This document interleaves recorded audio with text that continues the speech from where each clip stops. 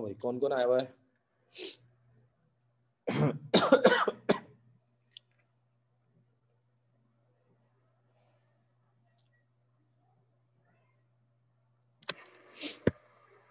Question number 3 निकाल लें आप लोग।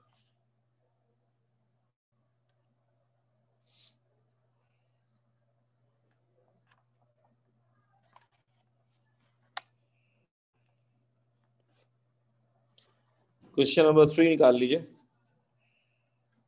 बुक का। नवंबर 2012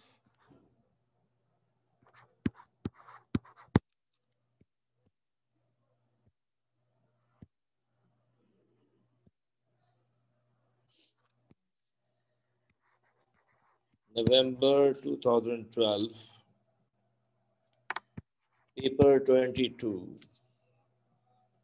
question 3 पेज 318 पेज 318 है आपकी बुक में, और ये चैप्टर है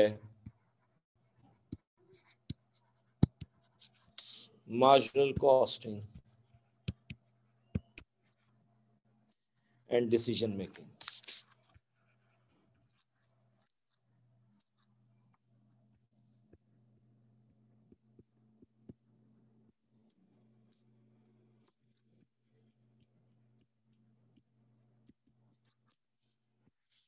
आज वाले क्वेश्चन से आपका बहुत अच्छा और कॉन्सेप्ट कल वाले क्वेश्चन से समझ में आया होगा।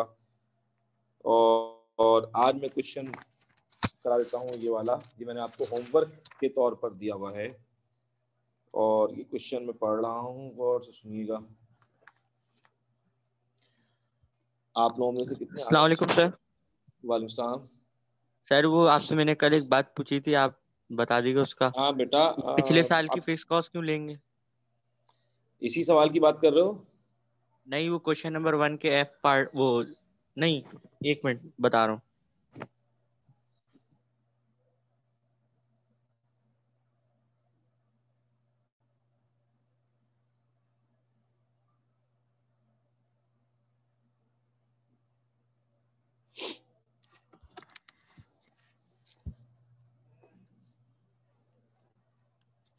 सर वो क्वेश्चन नंबर 1 का जो सी था ना, उसके अंदर वो उसने क्या नाम है पाइन की भी फिक्स कॉस्ट डाली थी, जब क्या नाम है टीक और ओक का बना है, तो पाइन की हाँ फिक्स कॉस्ट क्यों ले रहे हैं? बेटा, हमेशा ऐसा ही होगा। सुने मेरी बात, जब आप फिक्स कॉस्ट की बात करते हैं ना, तो ओरिजिनली तौर पर आपकी फिक्स कॉस्ट तो वेरिएबल नहीं होती ना, वो तो फिक्स्ड होती है।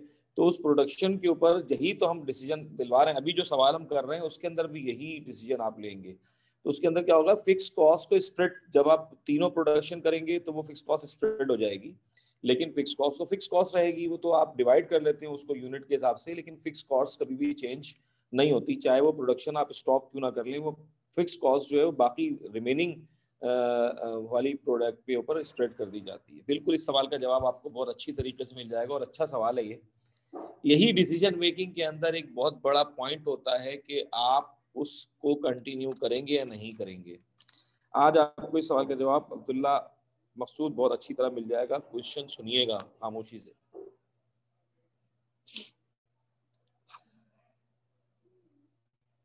क्वेश्चन नंबर 3 है आपके यहाँ, नवंबर 2012 पेपर 22 क्वेश्चन 3।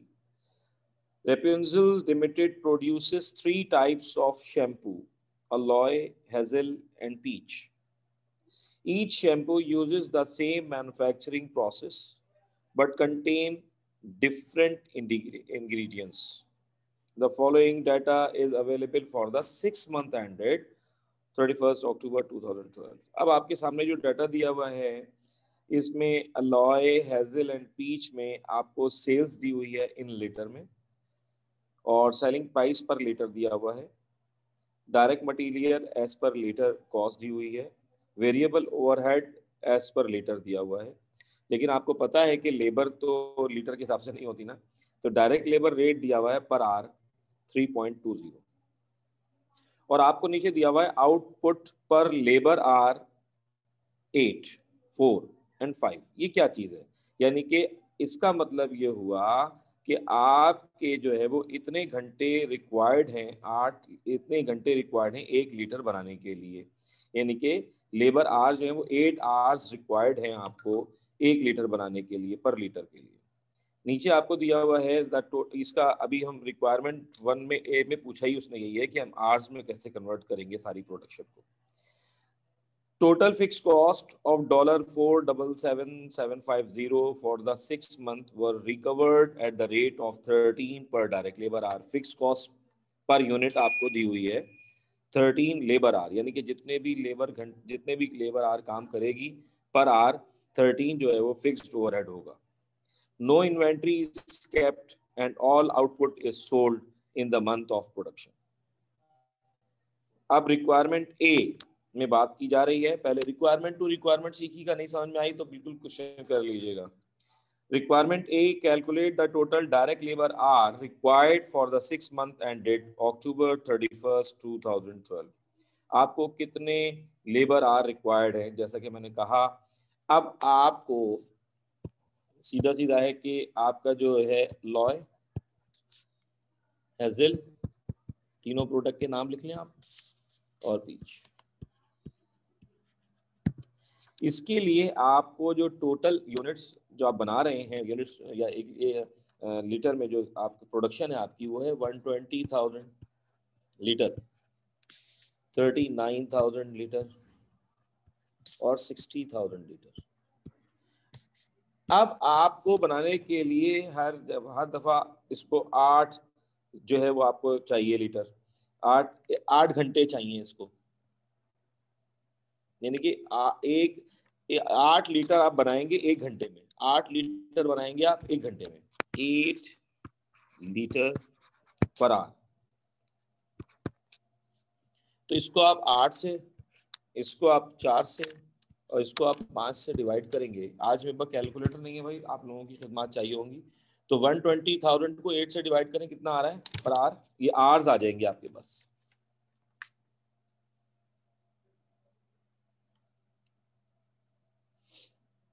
कितने आवर्स आ गए?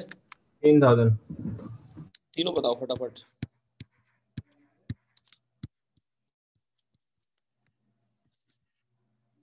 दूसरा है 9,750।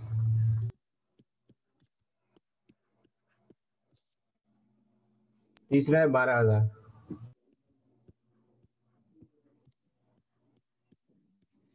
इसका मतलब ये हुआ कि आपके जो टोटल जो लीटर थे, ये लीटर्स हैं, और आप जो है वो इसको डिवाइड कर देते हैं 8 से, तो इसका मतलब होता है कि आपने 15,000 आवर्स काम किया, उसमें आपने हर घंटे में 8 लीटर जो है वो प्रोड्यूस की अलॉय की, तो टोटल 1,20,000 हो गए। अब समझ में आई बात? तो ये 8 क्या है?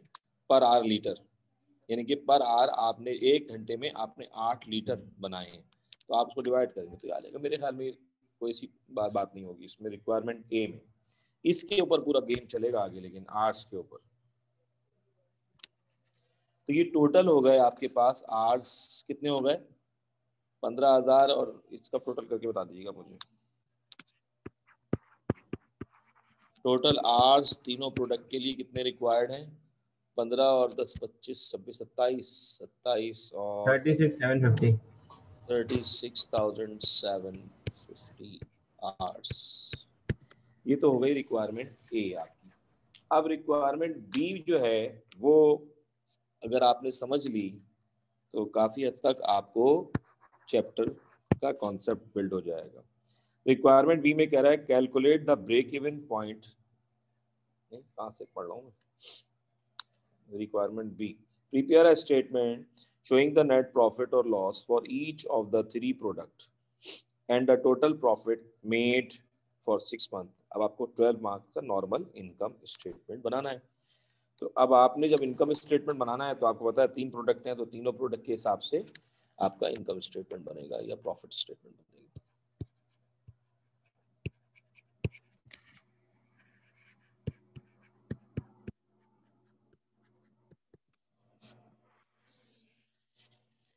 जब आप प्रॉफिट स्टेटमेंट बनाएंगे तो तीनों प्रोडक्ट आप लिखेंगे। क्या तीनों प्रोडक्ट का नाम था? alloy, hazel and peach.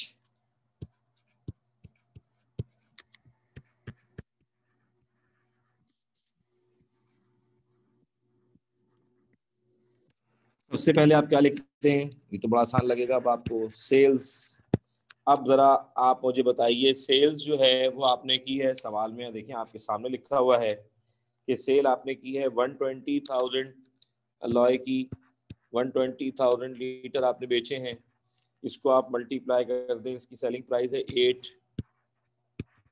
फिर आपने 39,000 लीटर है, इसकी प्राइस है 14। फिर आपके पास तीसरी प्रोडक्ट है पीच, 60,000, इसकी प्राइस है 10। तो ये कितने आ गए, पहला तो सीधा सीधा समझ में आ रहा है 960,000। 39,000 इंटू 14 करो, कितना आ रहा है, 39,000 इंटू 14, 546,000। 546,000 और 60,000 600,000। ये तो हो गई आपकी सेल। इस सेल में से अब आप लेस कर देंगे वेरिएबल कॉस्ट।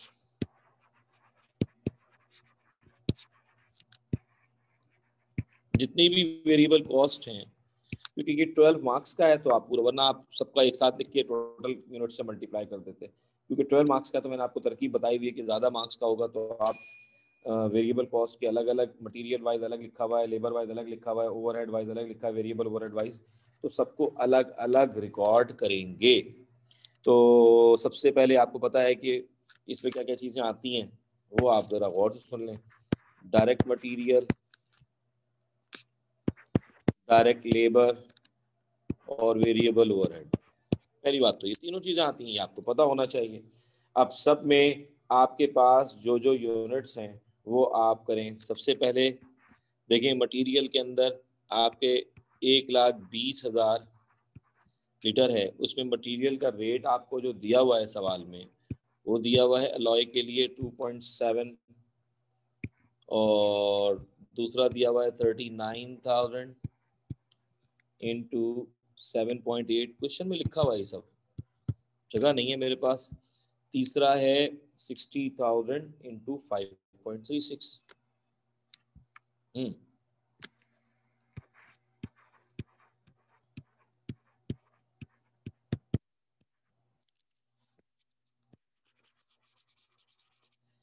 तो ये आप लोग डायरेक्ट मटेरियल हो गया। इसके बाद आ जाएं आप डायरेक्ट लेबर पे, इसी तरह आ जाएं वेरिएबल ओवरहेड। जरा गैप देखो, आप जरा जल्दी बता दो भाई कितना कितना आ रहा है। डायरेक्ट मटेरियल का आ रहा है पहला 324,000 एलओ का, 324,000 और पीच का आ रहा है 304,200, और इसका एक मिनट, 60,000 इंटू 5.36।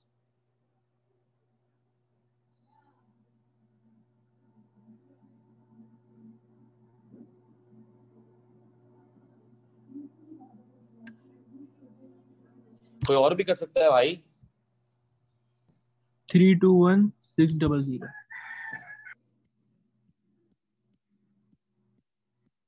ये हो गया मटेरियल। इसके बाद आ जाए आप लेबर। अब लेबर में जो है आपको ये पता है कि लेबर आर के हिसाब से काम करती है, और हमने आर निकाले हुए हैं, ये देखिए लॉ 9750 12,000 आवर्स 15,000 आवर्स, इन सबको आप आर से करेंगे और लेबर आर का रेट आपको दिया हुआ है तो 15,000 आवर्स। अब रेट देखें, सवाल में जाएं, जल्दी से देखें रेट कितना दिया हुआ है। डायरेक्ट लेबर रेट पर आर 3.2 3.2 3.2, सब में 3.2 है तो बहुत आसान हो गया। 15,000 और मल्टीप्लाई बाय 3.2, फिर उसके बाद 9750 इंटू 3.2 और अल्लाह भला करे 12,000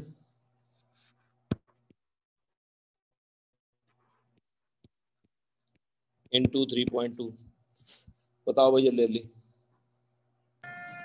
369600।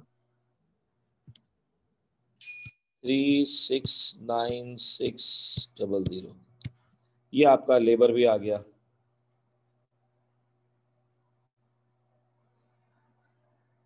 $15,000 इंटू 3.2, 400800 अगले का। 200।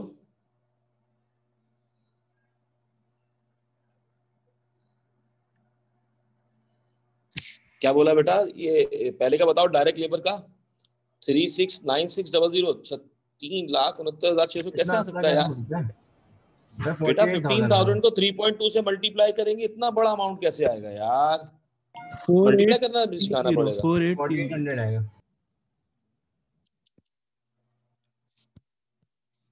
हाँ बोलो। 4800 आएगा।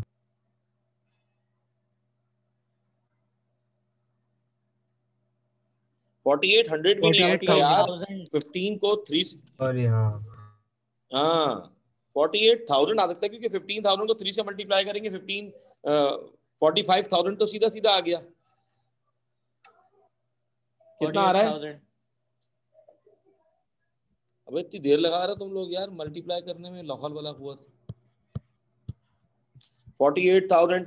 दूसरा बताओ, 9750 इंटू 3.2 कैलकुलेटर रखो यार। 31200 और 12,000 टू 3.2, 38,400। ये लेबर हो गया। अब आप आ जाएं ओवरहेड में। जब आप ओवरहेड की बात करते हैं, वेरिएबल ओवरहेड की बात करते हैं, तो वेरिएबल ओवरहेड का आपको रेट दिया हुआ है। अब आपने, क्योंकि उस पर लीटर के हिसाब से लिखना है, तो आप सब में लिखेंगे 120,000। वेरिएबल का रेट सवाल में दिया हुआ है, कितना है? 1.8, 2.20, 1। तो अब 120,000 को 1.8 से मल्टीप्लाई करें, फिर 39,000 मल्टीप्लाई बाय 2.2, और उसके बाद 60,000 इंटू 1। बस अब जल्दी से बताएं। 2,16,000। 85,800। 85,800। 39,000 इंटू 2.2, 85,800।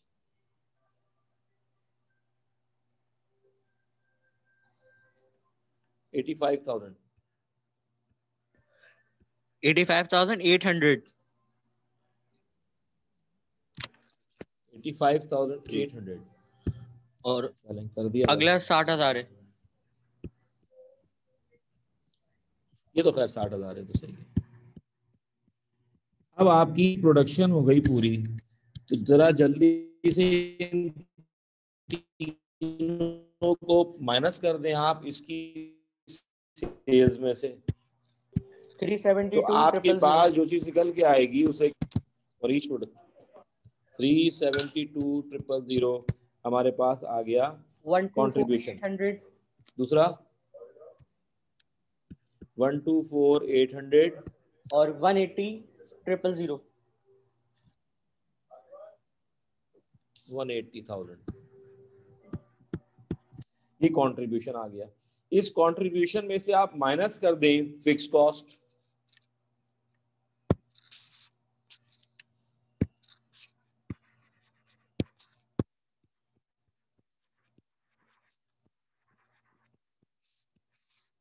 अब आपको फिक्स कॉस्ट कैसे मालूम करनी है भाई?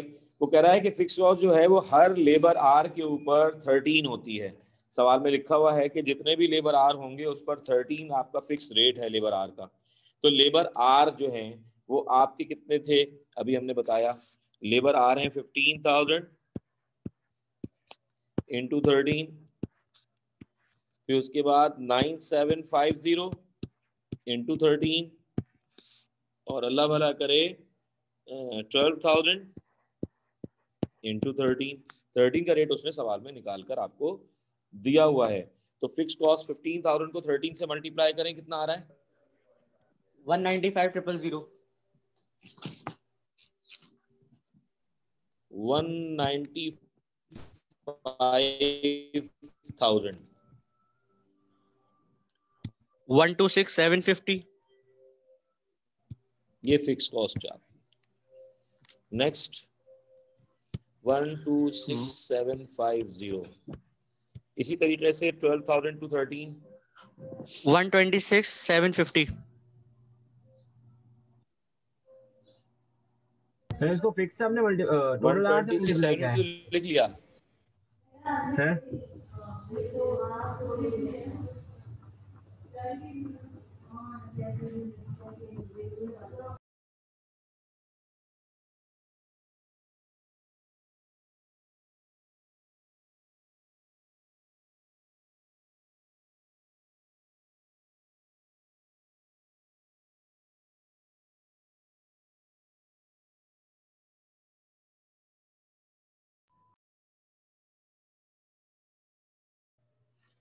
हाँ भाई आवाज आ रही है? लास्ट बताओ जल्दी से। 156,000. 156,000।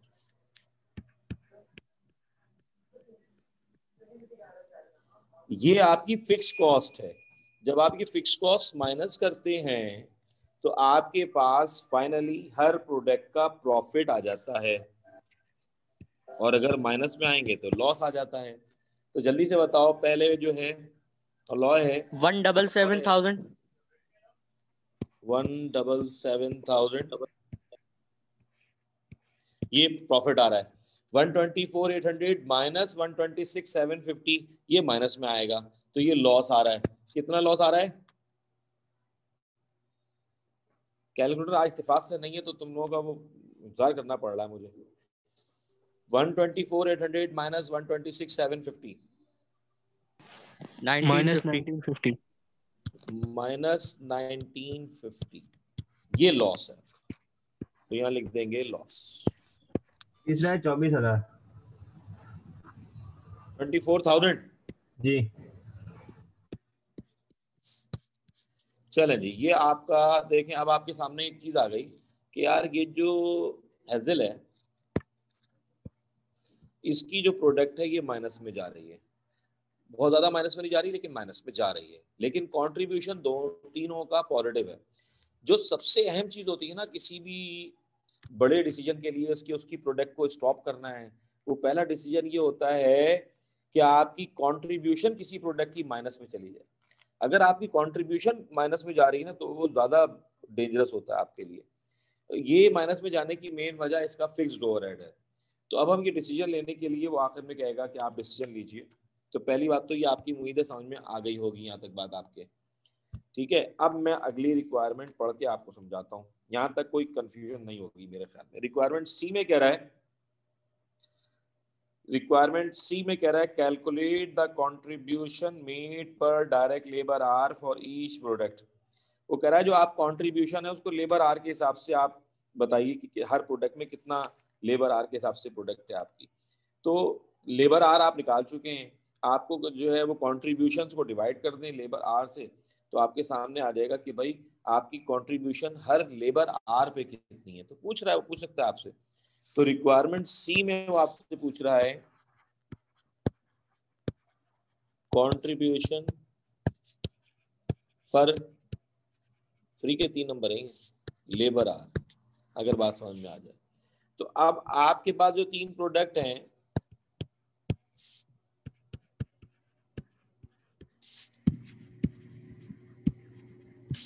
आप इनकी कंट्रीब्यूशन लिख लें पहले जो आपने निकाली थी। तो कंट्रीब्यूशन निकाली थी भाई आपने 372,000,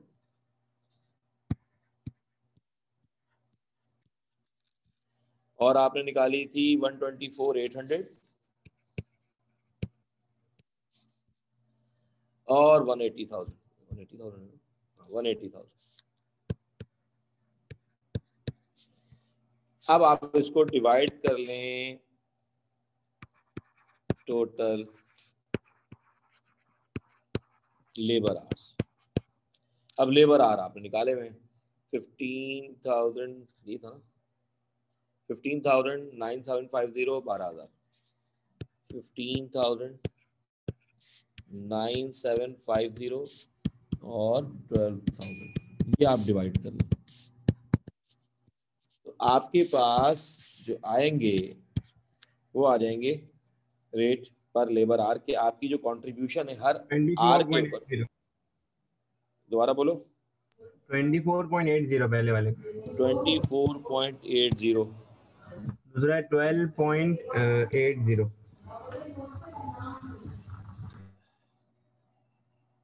तीसरा 15.0। ये आपके पास आ गया, कोई मुश्किल बात तो नहीं है। ये आपका कंट्रीब्यूशन आ गया पर आर।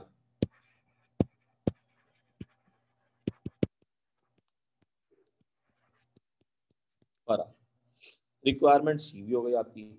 अब रिक्वायरमेंट डी है जो असल में डिसीजन मेकिंग आपसे वो समझना चाह रहा है, वो है रिक्वायरमेंट डी। रिक्वायरमेंट डी से मैं पहले कुछ चीजें पढ़ रहा हूँ, काइंडली इसको जरा गौर से सुनिएगा। रिक्वायरमेंट डी में कह रहा है, उससे पहले one of the directors suggest that production of the hazel shampoo should be stopped and resources should be concentrated on the production of the aloe and peach shampoo। बात समझ में आ गई होगी आपके। वो कह रहा है कि भाई जो माइनस में जा रहा है उसको क्यों ना स्टॉप कर दिया जाए और अपनी सारी एफर्ट जो है वो बाकी हम 2 प्रोडक्ट पे लगाएं तो ज्यादा बेहतर होगा। If this decision is implemented, अगर ये डिसीजन इम्प्लीमेंट हो जाता है, the sales of aloe and peach shampoo are forecast to increase by 10% each। तो वो कहता है कि फिर इन दोनों की प्रोडक्शन के अंदर 10% इजाफा हो जाएगा। यानी कि पहले वाला जो है लॉ वो है 120,000 लीटर, तो उसका आप 10% निकालेंगे तो 12,000 आ जाएगा, यानी कि 132,000 लीटर हो जाएगा वो। इसी तरीके से पीच का जो है वो 60,000 है, तो उसका 10% 6,000 होगा, तो 66,000 लीटर हो जाएगा वो। There will be no increase in the selling price, लेकिन सेलिंग प्राइस में हम कोई भी इंक्रीजिंग वगैरह या डिक्रीजिंग नहीं करेंगे। The rate of variable cost will remain unchanged. Variable cost यानी कि मटेरियल लेबर का वही रहेगा, लेकिन जाहिर बात है वेरिएबल ओवरहेड जो आपका लेबर आर के ऊपर था, क्योंकि वो आर्स भी चेंज हो जाएंगे तो थोड़ा चेंज हो जाएगा। Higher marketing cost will increase the total fix cost to 550,000।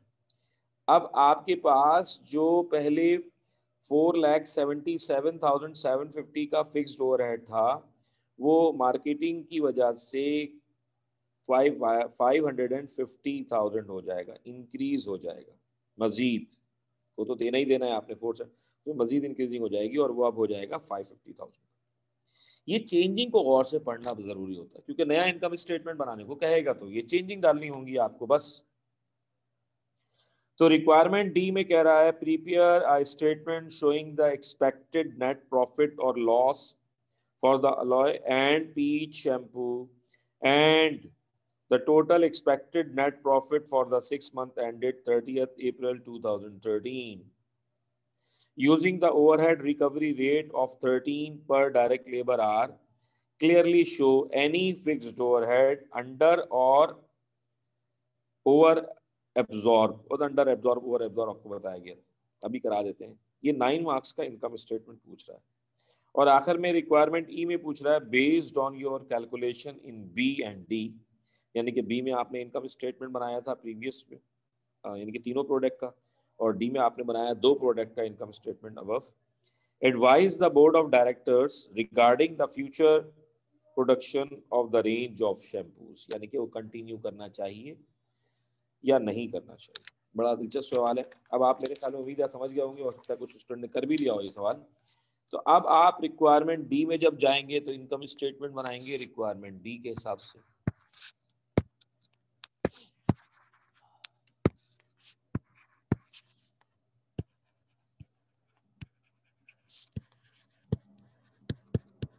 अब सुनते रहिएगा, नहीं समझ में आए तो काइंडली बता दीजिएगा।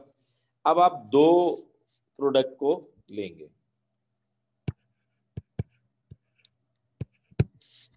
aloe एंड पीच, जो भी अमाउंट होगा। सबसे पहले आप लिखेंगे सेल, अब सेल्स जैसा कि मैंने कहा कि 120,000 लीटर था, तो 120,000 का अगर आप 10% निकालते हैं तो 12,000 आता है, तो ये 132,000 हो जाएगा। 132,000 हो जाएगा, सेलिंग प्राइस वही रहेगी यानी कि 8। इसी तरीके से जो 60,000 था वो 66,000 हो जाएगा, उसका रेट था 10। तो जरा जल्दी से बताओ सेलिंग कितनी आई? 132,000 इंटू 8,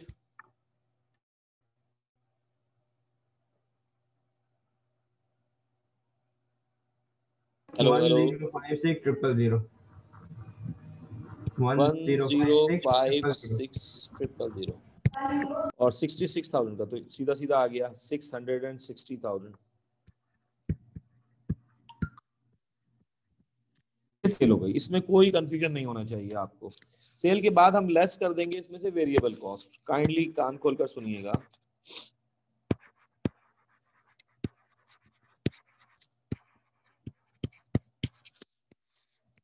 अब वेरिएबल कॉस्ट में आप लिखेंगे पहले डायरेक्ट मटेरियल। अब डायरेक्ट मटेरियल के अंदर वही है, लीटर के हिसाब से था तो 132,000 हो गया, रेट वही रहेगा 2.7। दूसरा जो है वो आपका आ गया डायरेक्ट लेबर मटेरियल 66,000, लीटर बढ़ गए लेकिन रेट वही रहेगा 5.36। मेरे ख्याल में आपको कोई कंफ्यूजन नहीं होना चाहिए। बस आप प्लीज, बड़ी मेहरबानी होगी, जल्दी जल्दी मल्टीप्लाई करके बता दें, टाइम में चाह रहा हूँ खत्म हो जाए सवाल।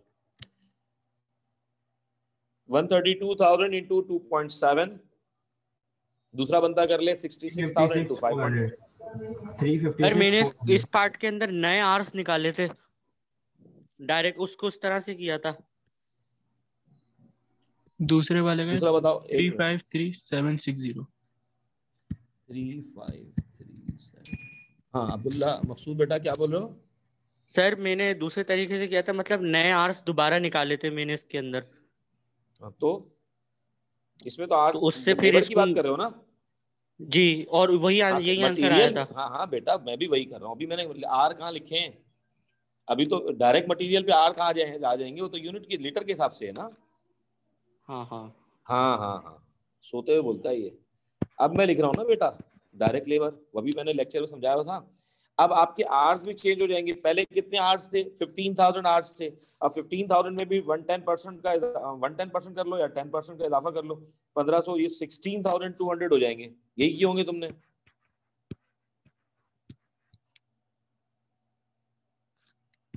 ऐसा ही है, हाँ रेट तो जी, वही यही रहेगा। है मैंने ये। अच्छा, दूसरे इसका था पीच के थे 12,000 आवर्स, 12,000 का 10% निकालो, 1200, 13,200। 13,200 आ जाएगा। तो मैं पहले ही कह रहा हूँ, ये तो जाहिर बात है। जब लीटर भी, लीटर आप इसको इस तरह भी कर लें या डायरेक्ट आप डिवाइड करके कर लें, वही आंसर आएगा आपका।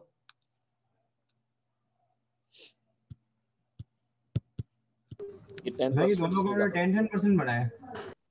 हाँ, क्यों बढ़ाया ये देखो बेटा, इसलिए बढ़ाया। पहले आपने आर्ट्स जो निकाले थे वो कैसे निकाले थे, ये देखें, डिवाइड किया था। ये किया था ना। अब आपका ये जो अमाउंट है, ये जो फिगर है, ये वाली, ये वाली, ये तो सेम रहेगी, लेकिन ये चेंज हो गई ना। अब 132,000 हो गई ना 10% बढ़कर, तो 132,000 को जरा 8 से डिवाइड करो जल्दी से। ऐसे ही क्रॉस चेकिंग का बता रहा हूँ। 132,000 कैसे आया? इसका 10% बढ़ गया था। जब लीटर बढ़ गया तो आर्स भी बढ़ गए ना भाई। 16,500 132,000 को 8 से डिवाइड करो, 16,500 आ गया ना। इसी तरह 60,000 में तुमने 66,000 हो गया था ये, तो 66,000 को 5 से डिवाइड करो, 13,200 यही आ गया यहाँ पर। अब आई समझ में बात? तो डायरेक्ट कर दो भाई, 10% तो इजाफा हुआ है। अब्दुल्ला मकसूद समझ में आ गई बात आपके भी? जी। ये बताइए फिर मल्टीप्लाई करके। 51840। 5184, नहीं, गलत आ रहा है, 52,800 आएगा। यार एक बात बोल दो जल्दी से। 13,200 इंटू 3.2, 42,240। 42,000, 42,240 जी। ये हो गया। अच्छा जी, फिर उसके बाद आ जाए आप वेरिएबल ओवरहेड पे। अब वेरिएबल ओवरहेड उसी तरह निकलेंगे। 132,000 लीटर हो गया, इसका रेट जो था वो 1.8 है, और 66,000 का रेट 1 था, जो आखिरी प्रोडक्ट है।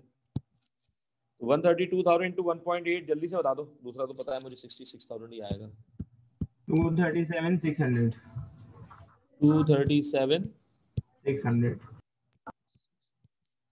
अब आपके पास, जल्दी करो जल्दी जल्दी सर वो माइनस 52 कैसे। वाला गलत है, अच्छा 16,000 51840 है।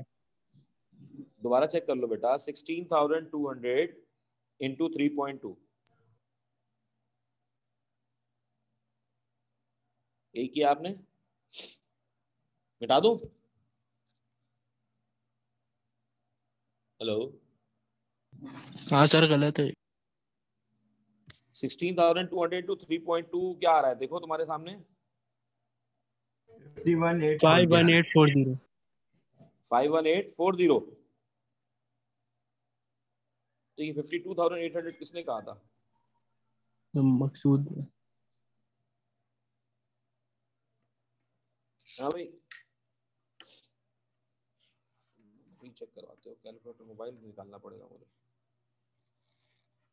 16,200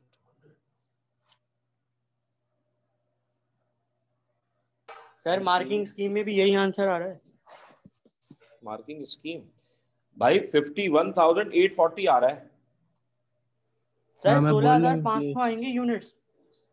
अच्छा, यूनिट चेंज कर, यूनिट गलत लिखे तो बताओ ना यार, यूनिट चेंज लिखे हुए 16,500 है यूनिट। जी। अच्छा 15,000 का 110% 16,500 आएगा। यार हमने जब लिखा था पहले अब्दुल्ला मकसूद, तो तुम्हें उस वक्त अकल नहीं आ रही थी 16,500, अभी पूरा गड़बड़ हो जाती। देखो अच्छा वही बता दिया इसने, सही करो इसको। 16,500 को 3.2 से मल्टीप्लाई करो, तो यही तो आएगा। बेटा तुम कैलकुलेटर के बजाय अब्दुल्ला मकसूद मार्किंग स्कीम बता रहे हो क्या मुझे? वो मैं भी खोल लेता हूँ फिर नहीं मार्किंग मेरे स्कीम। पास नहीं सर, मैंने कल अपना खुद सॉल्व करा हुआ था, और फिर उसके 52 अंदर भी मैंने 52,800 लिखा हुआ था। फिर मैंने तो जब मार्किंग मैंने ये स्कीम में भी देख लिया, फिर 16,200 मैंने लिखा है तो तो कोई तुमने गलत गलत नहीं करा बताना हुआ। चाहिए था ना, 16,200 है ये। चलो खैर नहीं है। वो मैं उस वक्त सर नाश्ता कर रहा था। हाँ तुझे नाश्ता कराऊंगा मैं भी कल। मल्टी माइनस करके कंट्रीब्यूशन निकालो। अकेले अकेले नाश्ता कर रहे हो तुम यार। कंट्रीब्यूशन जल्दी से बताओ कितनी आ रही है। 409,200 409,200 409,200 जी। और पीच की 198,000 ये आ गई आपकी कंट्रीब्यूशन। अच्छा अब ये आपकी जो कंट्रीब्यूशन आई, इसमें से हम माइनस कर देते हैं फिक्स कॉस्ट। जरा गौर से सुनना भाइयों, लेस कर देते हैं इसमें से फिक्स्ड कॉस्ट। फिक्स कॉस्ट हमारी क्या थी, जो जितने भी हमारे लेबर आर थे उस पर 13 के हिसाब से थी। फिक्स कॉस्ट हमारी जितने भी लेबर आर थे 13 के हिसाब से थी। अब ये सुनना जरा, इसको बहुत ये कॉन्सेप्चुअल पॉइंट है, काइंडली इसको जरा गौर से सुनना। तो नॉर्मल हम क्या करेंगे, जो अब्दुल्ला मकसूद कह रहा था कि कितना था, कितने आवर्स थे, 16,500 hours into 13 and 13,200 hours into 13। जरा जल्दी से मुझे मल्टीप्लाई करके फिक्स्ड ओवरहेड निकालवाओ। 214,500 214,500 और दूसरा बताओ जल्दी से।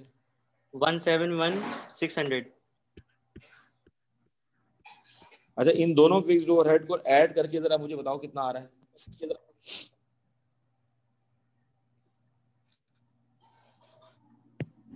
ये दोनों ऐड करके बताओ कितने आ रहे हैं। सर ये ऐड क्यों होंगे? बता रहा हूँ यार, पहले बताओ तो सही कितना आ रहा है। 386,100 386 100। 100 याद रखना। ये जो हमने एज पर सिचुएशन जो उसने दी हुई थी कि जितने भी आवर्स होंगे उस पर 13 पर आवर फिक्स ओवरहेड आएगा, ये एब्जॉर्ब ओवरहेड है जो हम इसके अंदर लगा रहे हैं, ये एब्जॉर्ब है। अब आप माइनस कर दो फिक्स ओवरहेड, माइनस करके प्रॉफिट आ जाएगा आपका।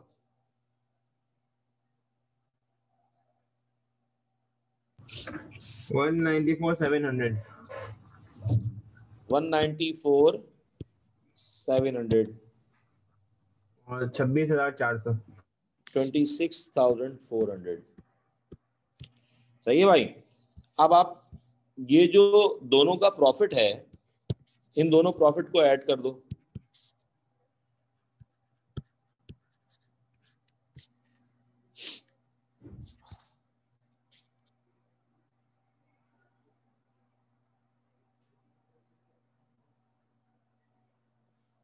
जल्दी से करो।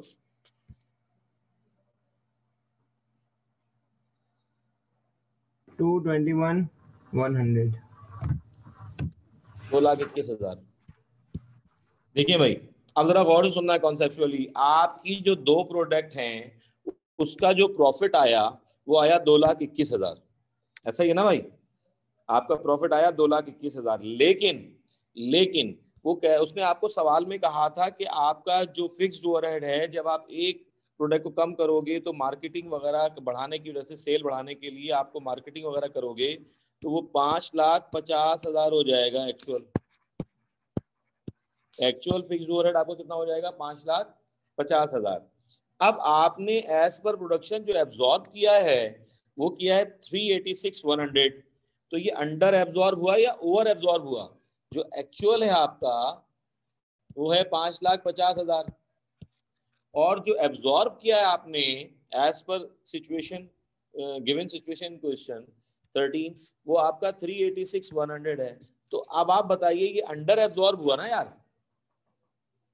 भाई। आपने जो फिक्स्ड ओवरहेड की कॉस्ट लगाई कि जितने भी आवर्स लेबर काम करेगी उसमें 13 के हिसाब से होगा, आपने वो लगा दिया, वो एब्जॉर्ब कर दिया आपने कॉस्ट। लेकिन आपको पता है कि एक प्रोडक्ट कम करने की वजह से आपको इस सेल बढ़ाने के लिए, अपनी मार्केटिंग स्ट्रेटेजी बढ़ाने के लिए आपके फिक्स्ड ओवरहेड बढ़कर कितने हो गए? 5,50,000 हो गए। तो अब एक्चुअल 5,50,000 हुए, लेकिन एज पर प्रोडक्शन जो आपने प्रोडक्शन कॉस्ट में आपने फिक्स्ड ओवरहेड लगाया है वो 386,100 है। इट्स मीन कि आपका ये अंडर एब्जॉर्ब है। डिफरेंस बताओ कितना आ रहा है? अंडर एब्जॉर्ब कितना है? 550,000 माइनस 386,100। जल्दी से बता दो यार। 163,900 163,900। अब आप मुझे एक बात बताओ, मैंने आपको एक बात सिखाई भी है कि जब आप कॉस्ट ऑफ सेल करोगे तो अंडर एब्जॉर्ब जो है, अंडर एब्जॉर्ब ओवरहेड को आप ऐड करोगे एडजस्ट करने के लिए, ठीक है ना। और ओवर एब्जॉर्ब को लिख लेना, ये ओवर एब्जॉर्ब को लेस करोगे। लेकिन अगर आप कॉस्ट ऑफ सेल की जगह पर आप प्रॉफिट को बेस बना रहे हो तो उसका वाइस वर्सा हो जाएगा। प्रॉफिट की बेस पर जो अंडर एब्जॉर्ब है, फिर वो क्या करोगे आप? अंडर एब्जॉर्ब ओवरहेड का जो अमाउंट है वो माइनस करोगे और आंसर एक ही आएगा, ओवर एब्जॉर्ब को प्लस करोगे। तो क्योंकि हम डायरेक्ट यहाँ पर प्रॉफिट को बेस बना रहे हैं, हमने कॉस्ट ऑफ सेल की जगह पर हमने डायरेक्ट कंट्रीब्यूशन जो फिक्स कॉस्ट माइनस की है, तो हम क्या करेंगे? जो भी प्रॉफिट गिवन है उसमें अंडर एब्जॉर्ब है तो हम क्या कर देंगे? लेस कर देंगे, और ओवर एब्जॉर्ब है तो ऐड कर देंगे। तो ये क्योंकि अंडर एब्जॉर्ब आ रहा है 163,900। अब वो फॉर्मूला एक बार दिखाइएगा। एक मिनट, पहले कंप्लीट कर लो बात को। 163,900 समझ में आया? कहां से आया पहले तो इस बात को समझो। फॉर्मूला मैं दोबारा दिखा दूंगा, फॉर्मूले का कोई इशू नहीं है, असल कॉन्सेप्ट है। आपने एब्जॉर्ब जो ओवरहेड किया वो कितना किया? 386,100, क्योंकि दो प्रोडक्ट रह गई थी, हर प्रोडक्ट के ऊपर लेबर आर के हिसाब से 13 आपका एब्जॉर्ब ओवरहेड था। लेकिन उसने कहा कि आपका जो असल में खर्च हो गए वो 5,50,000 फिक्स्ड ओवरहेड खर्च हो गए। तो क्योंकि एक्चुअल ज्यादा है, एब्जॉर्ब कम है, तो ये अंडर एब्जॉर्ब हो गया। अंडर एब्जॉर्ब हो गया तो इसका मतलब है कि आपकी कॉस्ट भी कम हो गई। कॉस्ट कम हो गई तो कॉस्ट को बढ़ाना पड़ेगा, या तो हम कॉस्ट को बढ़ा देंगे तो प्रॉफिट कम हो जाएगा, तो हम डायरेक्ट प्रॉफिट में से भी कम कर सकते हैं वो अंडर एब्जॉर्ब। ये कॉन्सेप्ट है। तो अंडर एब्जॉर्ब जब भी आएगा, ये रहा फॉर्मूला बेटा, जब भी अंडर एब्जॉर्ब आएगा, अगर हम कॉस्ट ऑफ सेल को बेस बना रहे हैं तो अंडर एब्जॉर्ब ओवरहेड प्लस हो जाएगा, ओवर एब्जॉर्ब ओवरहेड माइनस हो जाएगा। अगर हम प्रॉफिट को बेस बना रहे हैं तो अंडर एब्जॉर्ब माइनस हो जाएगा, ओवर एब्जॉर्ब प्लस हो जाएगा। ये आपको अभी मैं लिखवा भी दूंगा, मतलब अभी मैं टाइम दे दूंगा, लिख लीजिएगा। पहले तो आप इसको सवाल को कंप्लीट कर लें। तो ये जनाब आ गया लेस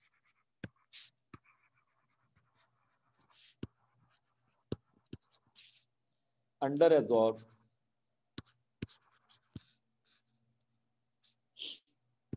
ओवरहेड। अब आपके सामने जो रिवाइज प्रॉफिट आया या करेक्टेड प्रॉफिट आया या आफ्टर फिक्स्ड ओवरहेड आया, वो कितना आया देखिए जल्दी से। रिवाइज प्रॉफिट कितना आया, 221,000 माइनस 163,900, 37,000, 57,200। अब आपके सामने जरा सिचुएशन सामने आ जाएगी, जरा प्लीज कंक्लूजन कर रहा हूं, सुनिएगा। जब आपने रिक्वायरमेंट बी की थी तो उस वक्त आपका जो प्रॉफिट था वो कितना था,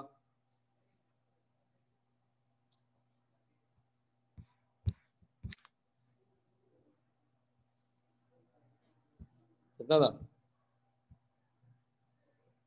टोटल? ये हमने किया ही था प्रॉफिट, टोटल कितना था प्रॉफिट, तो जरा दिखाना।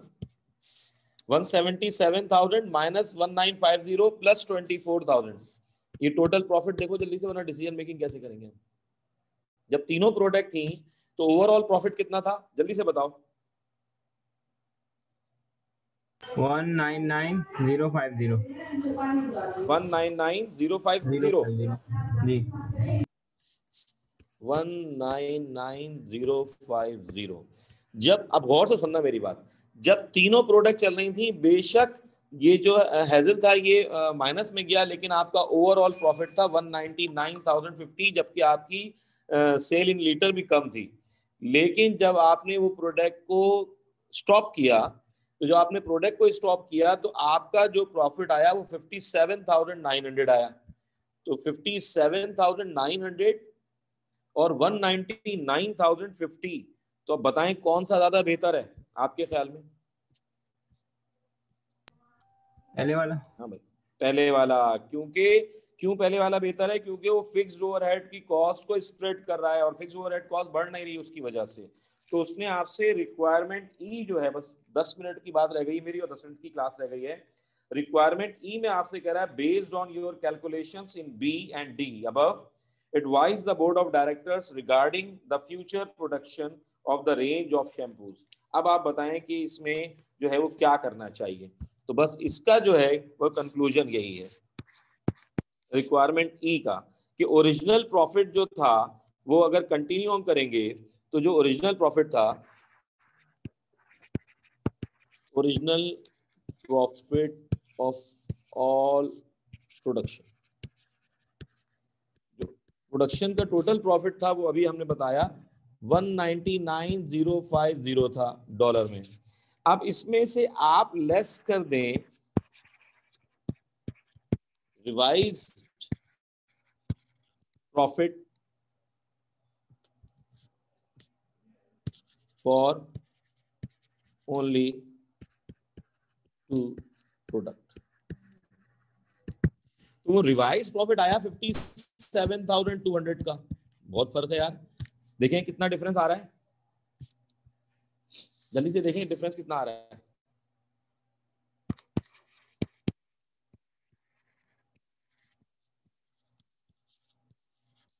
जल्दी से बताओ भाई। 141,850 आपका प्रॉफिट डिक्रीज हो जाएगा अगर आप स्टॉप करेंगे प्रोडक्शन। तो इसमें आप ये लिख सकते हैं, इसमें आप मैं वो पढ़ के सुना देता हूं जो उसमें लिखा हुआ है, मैं इसको खोल लेता हूं एक मिनट। कि सीधा सीधी बात ये है कि आपका प्रॉफिट क्योंकि डिक्रीज हो रहा है क्योंकि वो फिक्स्ड ओवरहेड की वजह से हो रहा है। फिक्स्ड ओवरहेड आपके बहुत बढ़ रहे हैं। Business should continue to produce the complete range of shampoos, this mean that the production of shampoo should not be discontinued. This can be seen in the above calculations that as shampoo as positive contribution, जो मैंने पहले बताया था, toward covering the fixed cost, so its discontinuation will reduce the profit. Fix cost की वजह से आपका जो है वो प्रॉफिट जो है वो रिड्यूस हो जाएगा। तो ये फिक्स कॉस्ट मार्केटिंग की वजह से बढ़ी है ना? मार्केटिंग की वजह से ही बढ़ी है, क्योंकि अगर आप मार्केटिंग नहीं करेंगे तो आपकी सेल नहीं बढ़ेगी, सेल नहीं बढ़ेगी तो फायदा क्या फिर?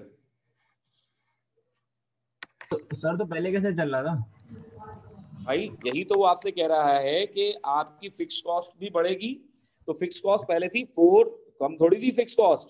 फिक्स कॉस्ट थी पहले 477 750। सवाल में देखें तीनों प्रोडक्ट जब चल रही थी, हर प्रोडक्ट के लेबर आर के ऊपर वो 13 एब्जॉर्ब हो रहा था। अब एक आपकी फिक्स कॉस्ट कम हो गई, लेकिन वो कह रहा है फिक्स कॉस्ट ओवरऑल जो है वो अब 5,50,000 हो जाएगी आपकी, 2 प्रोडक्ट अगर आप करेंगे। फोरकास्टिंग है ना ये, फोरकास्टिंग में तो उसने कहा कि अगर आप ये कर लेंगे तो क्या होगा आप बताएं। तो जाहिर बात है हम तो उसी हिसाब से करेंगे जो फोरकास्टिंग हुई है हमारी। मार्केटिंग कॉस्ट की वजह से बड़ी सेल करने के तो मार्केटिंग कॉस्ट बहुत होती है, वरना आप मार्केटिंग नहीं करेंगे तो आपको क्या करना चाहिए, क्योंकि कंट्रीब्यूशन आपकी माइनस में नहीं आ रही है प्रोडक्ट से हेवल की, तो आप क्या करेंगे उसको कंटिन्यू रखेंगे ताकि आपको मार्केटिंग कॉस्ट नहीं करना पड़े और आपकी प्रोडक्ट जो चल रही है वो चलती रहे, और उसके ऊपर आपकी आहिस्ता आहिस्ता हो सकता है वो कवर कर जाए बाद में।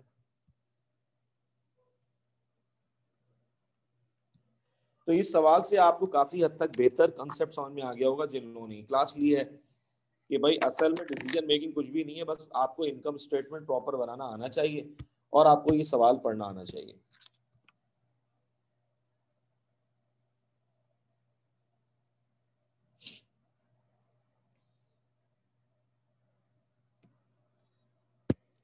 सर इसमें आखिरी वाले उसमें ये भी लिख सकते हैं कि प्रोडक्ट सिर्फ इसलिए कंटिन्यू, अगर मार्केटिंग उसकी प्राइस कम हो जाए तो कंटिन्यू कर सकते हैं?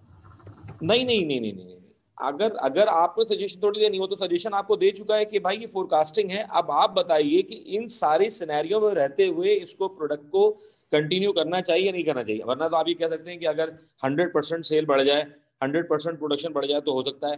तो वो तो अगर का जवाब आपने नहीं देखना है। देखो बिजनेस स्टडीज में तुम्हें सिखाया नहीं गया है, उसने आपको एक सिनेरियो दिया है ना, उस सिनेरियो रहते हुए आपने उसको बताना है कि हाँ अब ये कंटिन्यू करना है या नहीं। वो आपसे अगर सजेशन पूछेगा कि बताइए इसको इम्प्रूव करने के लिए हम क्या करेंगे, तो फिर आप ये सजेशन दे सकते हैं। समझ आ गया। आगे समझ, वो तो आपको सिनेरियो बता चुका है कि भाई अब तो ये हो गया है, अब आप बताओ कि अब इस प्रोडक्ट को कंटिन्यू करना है या नहीं है, इसको मैच करते हो तो नहीं करना है प्रोडक्ट कंटिन्यू, तो प्रोडक्ट कंटिन्यू करना है मतलब स्टॉप नहीं करना है। ये भाई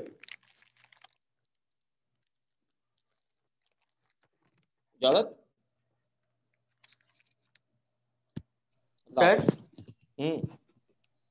सर वो जो आपने बताया था वो अंडर और ओवर माइनस करते हैं, तो वो जो आपने प्रॉफिट बताया था वो ग्रॉस प्रॉफिट भी हो सकना, तो वो सेम ही बात रहेगी। हाँ वही वही बात है, प्रॉफिट या ग्रॉस प्रॉफिट, प्रॉफिट की बात हो रही है कि कॉस्ट ऑफ सेल के बाद जो वैल्यू आएगी।